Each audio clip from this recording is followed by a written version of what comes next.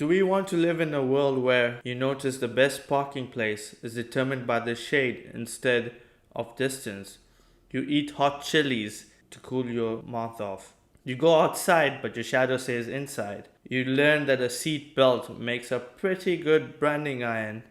You discover that hot air balloons can't fly because the air outside is hotter than the air inside.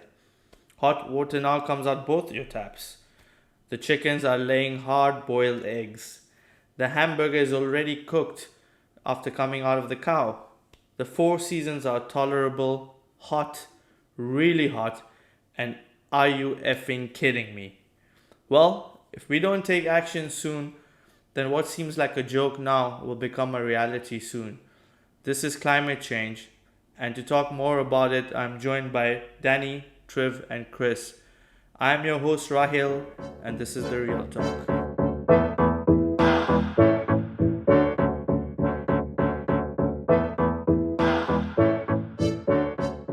All right, gents, let's get into it. So, Danny, I'm going to start with you. I'll come back to each one of you.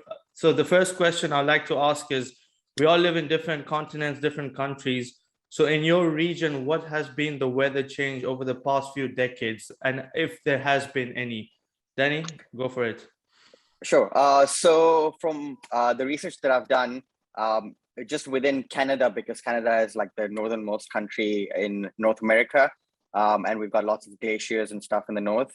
The temperature increase in the past few decades has been about 1.7 degrees, just average temperature within the country. But in the northern side, it's more like 2.3 degrees, which may not sound like it's a lot, but it does really affect the overall temperature and all the other effects that come with it.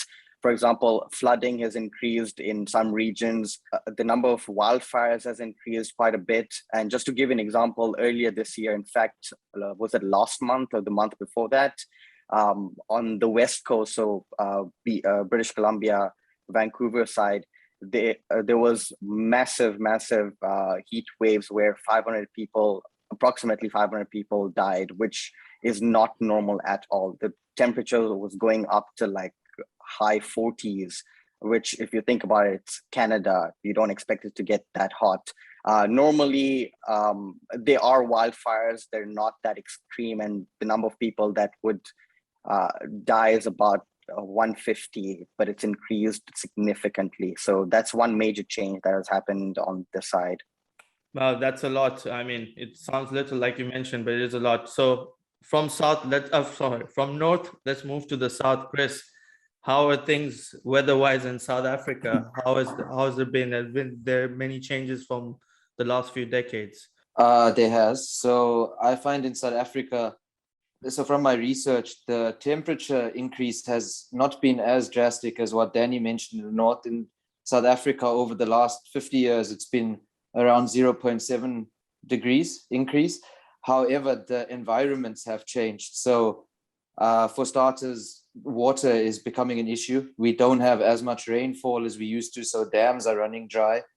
Also, for instance, Durban, that used to be a very humid city, the humidity has decreased. It's become a lot more windy and also cooler. So there has different regions of the country. There has been different environmental impacts. So it's you can definitely see a huge change. Triv, how about in China? Okay, so firstly, my research is dated by about 10 years. For obvious reasons, the most recent information in China is in Chinese. So as you might be able to tell, I'm not able to read that. So China's had an average increase of 0.2 degrees per decade over the last 5 decades. And one of the interesting things, let me go back, not China, Guangzhou, where I am. And one of the interesting things about that is that it's separated into two different areas. Part of Guangzhou is still very underdeveloped and it's still very rural in some aspects. And then there's the very urbanized area. And in those areas, the temperature increase is 0.3 compared to the 0.21 per decade in the more rural areas. Yeah, and in the most recent decade, which is actually 2 decades ago, there was a 1.19 degree increase in Wow. that decade. So there was a massive jump in it. Yeah. So a lot of the locals here always tell us that the summers are getting hotter and hotter and hotter. Yeah. Well, now coming to Luxembourg, Europe, I'm not going to talk about the whole of Europe, but in Luxembourg, the temperatures in the last 3 decades have gone up by 0.5 degrees. Again, doesn't seem a lot, but in the context of temperature generally, that is a lot. We've had floodings recently, which is not common. There was a tornado 2 years ago, which is again not common, because if you know your map, Luxembourg is a landlocked country and tornadoes normally should be around the sea or the ocean. So very uncommon things are happening. And generally, the weather fluctuations have increased, snowfall has decreased over the last few years. So the temperatures are getting hotter in every part of the world, like we've already discussed. What is causing that change? So I'm going to start with Chris. It might seem like an obvious question, but we still have to talk about it and think about it in order to take action. So what, from your research or in your opinion, what has caused this climate change? So there's definitely a huge plastic consumption in South Africa. Everything is packaged in plastic or wrapped in plastic. So, and then of course the disposal of that plastic, you see it lying everywhere. So that is a huge issue. And then also car emissions. In South Africa, there's a lot of cars, there's a lot of traffic, there's taxis, there's buses, there's barring the Gautrain, which services not a lot of people in comparison to the population. There's no railway system that can alleviate some of that environmental impact. And then, of course, also the nuclear, even though the nuclear power is clean, it's the radioactive waste and the disposal thereof that's an issue in South Africa as well, causing or adding to the problem. Great. Thanks, Chris. Moving on, Triv, any other causes of this climate change that we're experiencing? I think specifically Guangzhou related. So the Pearl River Delta area, or the PRD in Guangzhou, has seen a massive manufacturing boom over the last 5 decades. That's turned Guangzhou into the tier 1 city that it is today. And the byproducts of that, factories, the factories that have popped up in the Pearl River Delta area, the amount of CO2 emissions, the amount of greenhouse gas emissions. If you have factories, you have people that need to be transported to and from those factories. You have the products or the produce of factories that need to be transported to other areas that increase the traffic flow in that area, which then again, as Chris alluded to, adds to your CO2 and your greenhouse gas emissions as well. You then have more people living in those areas. Consumers demand goods. Goods require factories for production. Factories have an output of, again, CO2s and emissions. So I think in the Guangzhou area, it's the growth of the area and the growth of the manufacturing sector that has most impacted climate change because of the resultant, let's call it greenhouse gas emissions that have contributed towards climate change here. Great, thanks, Triv. Danny, any other factors? There are plenty, but yeah, we can talk about one Oh yeah, more.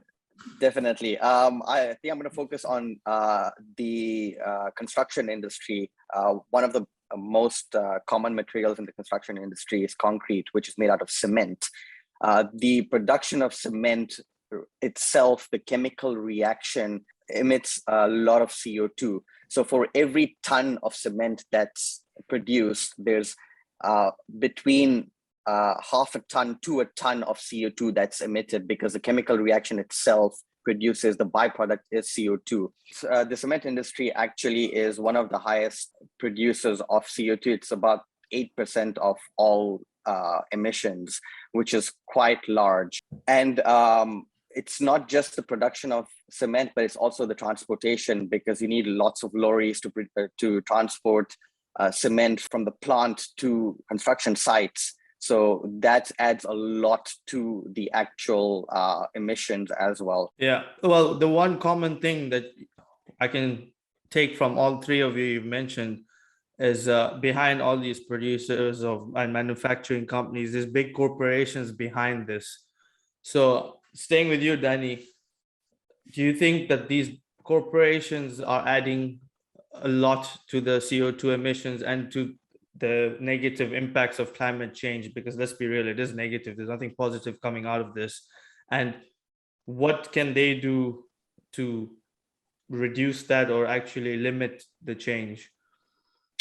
As far as concrete and cement production goes, I mean, there's just so much we can do because it is a necessity. We need to build buildings. The population is increasing, and we can't say that stop producing cement entirely. That's not possible at all. But there are alternatives that these larger companies can explore. We have startups coming up that are looking at alternatives.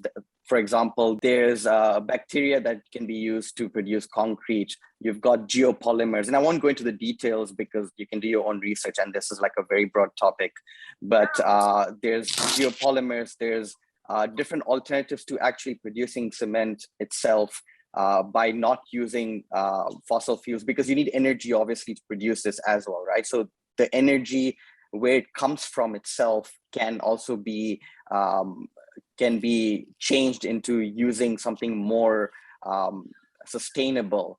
So there's lots of different options that these larger companies can go towards, but we've got smaller startup companies that are actually exploring this, and their research will take a long time to actually go through that whole phase and then go into the testing phases and stuff. But if larger companies, these big corporations, actually start investing in better alternatives, the whole process will go much faster.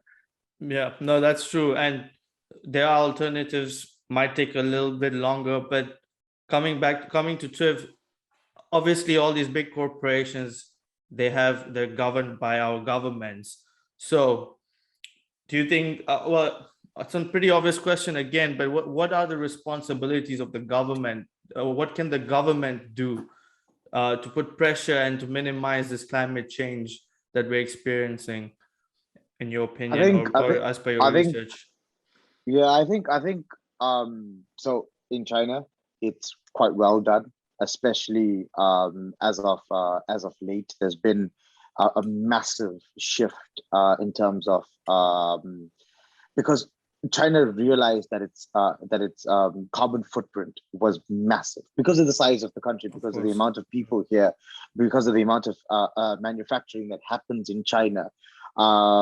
They looked at the carbon footprint and they overnight made really big decisions in terms of what they wanted to do and the direction that they want to be in terms of being a world leader in terms of regulating industries.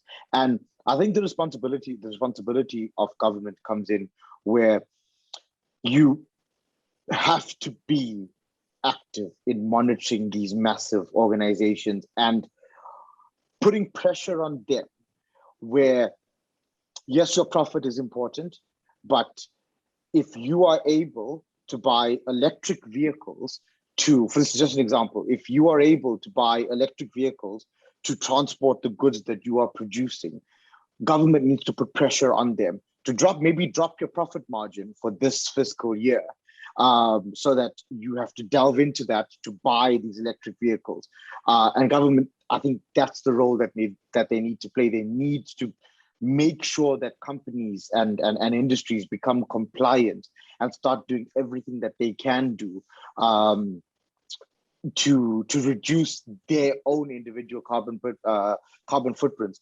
And Danny mentioned that there's a lot of sort of longer term solutions or things that can be done to reduce the carbon footprint of these industries. But I think right now it's very simple, not very simple, but right now there's small things that can be done. The packaging that we're using, do we need to use plastic to package things? No, we don't. Do we need to be using diesel engines to transport the products away from the factories? No, we don't. It costs companies more to shift away from diesel engines, to shift away from plastic. But I think government needs to put pressure. Governments, not just one, the entire world government needs to put pressure on these industries to take financial hits now, but to prepare industries for the future. Yeah, well, unfortunately, capitalism is at the heart of Yeah. everything. So that might be a bit difficult. We have done a video on capitalism, so please check it out. I'll put the link of the video in the description. And we've spoken about governments, big corporations, but Chris, as individuals, I think we do have a responsibility to also to find solutions to this problem. Now, in Luxembourg, obviously, we have this big thing where we have to separate the trash, which is, I think it's a great thing, and it does help. But is there more we can do as individuals sitting in our homes to minimize this issue we're facing right now, and it's only going to get worse if we don't do something about it? The little things that we can do is change our daily habits. So, for instance, when I go to the shop, I take a little material bag with me. So I put my groceries in there. I don't take a plastic bag from the shop. We also have the separating your trash. So it's a small step, but it's a step nonetheless. In South Africa, where there is no public, there's not, a lot of people need to get to work in their cars. Not that there isn't public transport, but a lot of people still use their private vehicles. So if you're going from the same area into town, for instance, to work, get together, carpooling. So the thing is, look, there is, unfortunately, the driving a car in South Africa, it's unavoidable. But what we need to do is limit the impact that driving has. So if we can spread one person's carbon footprint over 4 people, that's already making a difference. Yeah. So I don't think us as individuals can have a massive impact, but those small little steps add up. And if we can all do that, there will be some sort of shift. No, great points, Chris. And I completely agree. We need to do our part. And you might think it's a small part, but in the end, it all counts. We're 7 billion people in the world. So every small step with 7 billion people, multiply that by it's a big step. I know we all know that the temperatures are going up, but what impact is that having on us as individuals, as a society, on the planet, on the environment? And how will that impact future generations? Because I can't see any positives from it. I don't know if you can. I don't think there's any positives. Exactly. When it comes to climate change, but one of the things that I mentioned previously is forest fires. We've seen not just in Canada, but all over the world, the number of forest fires have increased significantly.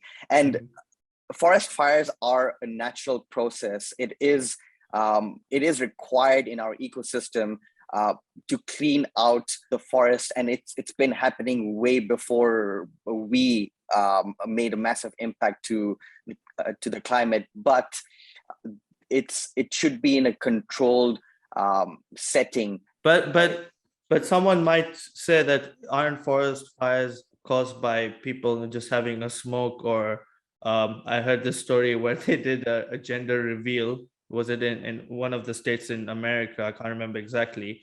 And they did this firework display, and that caused the fire.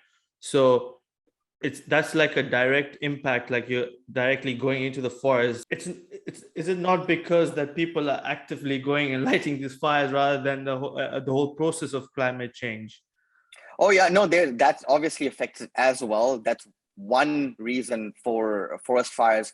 But with temperature change, forests generally dry out. If there's less humidity, there's less water around or moisture in the forest, things are going to dry out. And naturally, if you know anything about how fires work, if you've got dry brush, it's going to catch fire faster. If you've ever built a fire, gone camping, when you have wet wood, that will never catch fire. But if you have completely dry wood, people go out looking for dry wood to start a fire. So that's how forest fires start. If the temperatures all over the world increase, there will be more dry brush. Great point.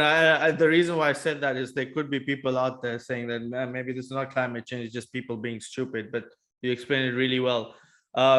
Trev, is there any other impact that we're seeing because of climate change? Yeah, I think there's two things for me. The one is that I live in a coastal city in Guangzhou, and there is legitimate studies that in 39 years it could be underwater, like because of the rising sea levels, the actual land where I'm living now might be part of the sea.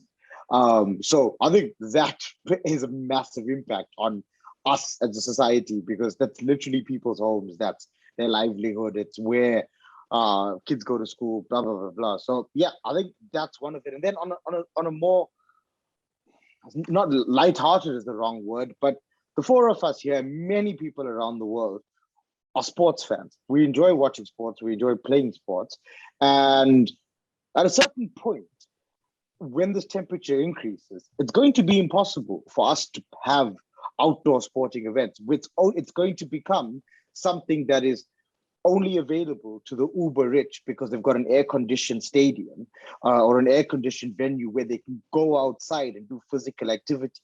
Because at a certain point, a normal human being cannot run outside in 42-degree temperatures. So yeah, I think it's having it's starting slowly, but it's going to start impacting something that we all love, that we all enjoy doing, we enjoy watching. So yeah, I think that's my Great take on point. how it's Yeah. going to impact us. And to end it all off, Chris, anything else that you're seeing that climate change is affecting or might affect in the future? To be honest, I think if we keep going down the path that we're going, there's not going to be a future for humans. I mean, if you have a look, fine, the rhino poaching, that is us humans directly. But if you look at the amount of species dying out because ice caps are melting and all of these things in the ecosystem, they're not there by accident. Each has a specific function. So sooner or later, the ecosystem is going to fall apart and the planet will recover. But we as humans, we're not going to survive this. So yeah, I don't see a bright future for humans if we keep going like this. And if we have to change now, not in 2 years, it has to change now. Oh, brilliant. I think that's the best way to end it. Thank you so much, gents. Thank you, viewers, for watching. Yes, climate change is real. It's happening. People have been talking about it, but we need to continue not just talking, but taking action, whether it's by separating trash or carpooling, doesn't matter. Each one of us has the responsibility to take care of our planet. Otherwise, we can all go to Mars with Elon Musk. So the choice is yours. Take care, everyone. Please hit that like button, subscribe, share, comment, and we'll be back very soon. Goodbye.